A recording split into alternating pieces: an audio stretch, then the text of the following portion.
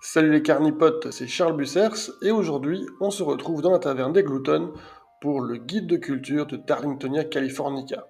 C'est un guide qui m'a été demandé depuis un moment déjà, mais voilà, il m'a fallu quelques temps pour être sûr de ma technique, de bien maîtriser la réussite de la culture, et c'est chose faite. Donc je vais vous partager tous mes secrets, entre guillemets, mes conseils en tout cas, et mes astuces pour garder en vie cette plante et surtout réussir à la cultiver correctement. Allez, c'est parti. Voilà, donc le guide de culture de Darlington et Californica. Donc ce guide va bien sûr vous aider à cultiver, avec un grand succès je l'espère, cette plante magnifique qui est Darlingtonia californica. C'est une plante carnivore fascinante, mais pas spécialement la plus facile à réussir. Pour commencer, un petit tour de son habitat naturel. Donc Darlingtonia californica, elle prospère généralement dans des environnements spécifiques en Californie et en Oregon. La Californie, évidemment, jouxte l'état de l'Oregon, et c'est dans toute cette zone un peu parallèle qu'elle se prospère. On a d'un côté la partie marais, où on va trouver maintenant tout ce qui est marais acide et ombragé, où elle va vivre sa vie, se nourrir d'insectes, et où elle est un petit peu protégée du soleil. Il y a également souvent à proximité, voire presque dans son habitat complet, des sources d'eau fraîche qui lui sont chères parce qu'elle affectionne particulièrement d'avoir les racines et en tout cas les pieds bien abreuvés d'eau fraîche. Au niveau des conditions de culture, le premier point au niveau de la lumière, on peut la cultiver en plein soleil, mais on n'aura jamais le meilleur des résultats. Pour moi, ce qui marche le mieux, c'est un ensoleillement modéré, voire mi-ombre. S'il y a vraiment beaucoup de soleil à un moment donné de la journée, il faudrait que ce soit pas trop longtemps. Au niveau des températures, là, elle tolère une large gamme de plages de température. On va avoir la possibilité en été de monter jusqu'à 40 degrés, ce qui n'est pas rien. Et en hiver, elle résistera sans problème à des moins 20. Donc, elle est dans des régions où il peut faire très chaud en été et très froid en hiver, surtout dans les parties un peu montagneuses. Donc voilà, elle est habituée et elle se plaira très bien dans ces extrêmes. Maintenant, on va éviter évidemment forcément les extrêmes, on essayera de la maintenir dans les températures, allez, 15-20 degrés, c'est très bien tout au long de l'année. C'est pas forcément possible, parce que en fonction des régions où on est, on n'a pas forcément tous la possibilité d'avoir des températures tout le temps favorables, mais voilà, ici, ce sera une plante d'extérieur de toute manière, donc on essaie de lui donner les conditions à peu près similaires à celles qu'elle a dans son habitat naturel, et ça devrait passer sans souci. Au niveau de l'arrosage et du substrat, là aussi, point important. Vous allez voir, tout est important en fait pour Darlingtonia californica. On peut pas faire n'importe quoi parce que ça passe pas forcément. Donc l'arrosage, on va préférer tout le temps un arrosage par le bas, par capillarité. Un système de flux continu est recommandé, donc si on peut avoir une petite circulation d'eau, c'est très bien. Maintenant, ça non plus, c'est pas tout le temps possible. Donc on va voilà, essayer d'avoir de l'eau fraîche. Il y a plusieurs possibilités pour arriver à garder de l'eau fraîche, parce que tout le monde n'a pas une rivière à proximité, une rivière montagneuse, hein. Ça c'est ça va être compliqué à avoir ça chez soi, mais bon, ce serait l'idéal. Au niveau du substrat, un mélange très aéré, pauvre en nutriments, donc la sphène sera évidemment parfaite pour remplir ce rôle. Donc je vous parlais de l'arrosage, donc il y a le secret, entre guillemets, que moi j'ai fini par trouver. Je sais pas, je ne dois pas être le seul, mais voilà, en combinant plusieurs éléments, en fait, le but, c'est pas spécialement d'avoir une eau qui est totalement froide, en flux continu, c'est d'avoir une eau de très bonne qualité. La plante, en fait, va avoir des racines qui seront très sensibles aux mauvaises bactéries qui peuvent traîner dans les eaux stagnantes et dans les eaux échauffées. Donc, pour garder une eau de qualité dans un bac de culture, on peut déjà commencer par essayer de privilégier le conteneur blanc et de grande taille, tant qu'à faire. L'eau en mouvement, je le disais, c'est un petit bonus, mais une petite pompe à énergie solaire, ça coûte pas bien cher et ça peut au moins brasser un petit peu l'eau. Donc ça aussi, ça peut être très intéressant à voir, mais c'est pas indispensable si on a respecté tout le reste. Moi, je conseille de mettre au fond du bac où il y a la réserve d'eau de Darlingtonia, du substrat pour étang. Donc, c'est les substrats un peu en pierre volcanique ou en pierre très poreuse qui vont favoriser le développement des bonnes bactéries. Donc, c'est évidemment ce qu'on utilise souvent dans les étangs, dans le fond des étangs, et dans une bonne quantité, ça marchera très bien également comme substrat de fond de l'eau pour Darlingtonia. On peut rajouter, si on fait baigner Darlingtonia dans l'eau ou dans un étang, de rajouter des lentilles d'eau pour le surfaçage.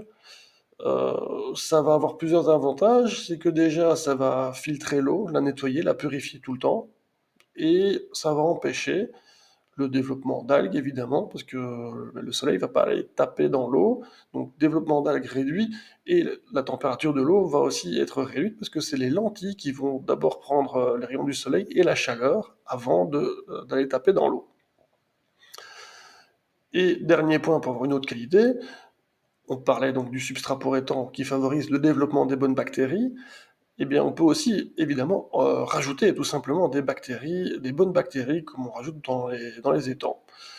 On peut les mettre en forme liquide ou en poudre, peu importe, mais c'est très bien d'ajouter ça. Ça, on a directement un substrat qui est gorgé de bactéries et voilà, l'eau sera toujours de bonne qualité parce que les bactéries vont faire en sorte de garder cette eau correcte, pure entre guillemets, mais il n'y aura pas les mauvaises bactéries qui vont aller embêter les racines de Darlingtonia.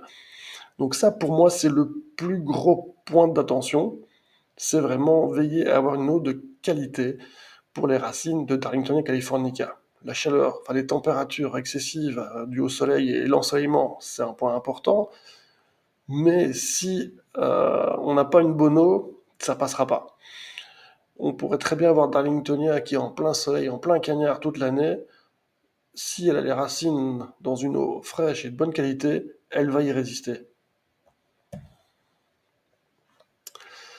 Au niveau de l'entretien, quand on reste dans une culture en pot, il y a un petit rempotage qui est quand même nécessaire tous les 4 ans environ. Donc c'est clairement pas très important, ça reste un substrat pauvre et acide, donc il n'y a pas trop besoin de s'inquiéter de ça.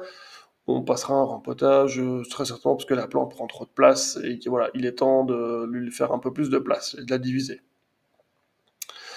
Il faut bien sûr respecter la dormance, c'est une plante qui a besoin d'une période de repos en hiver.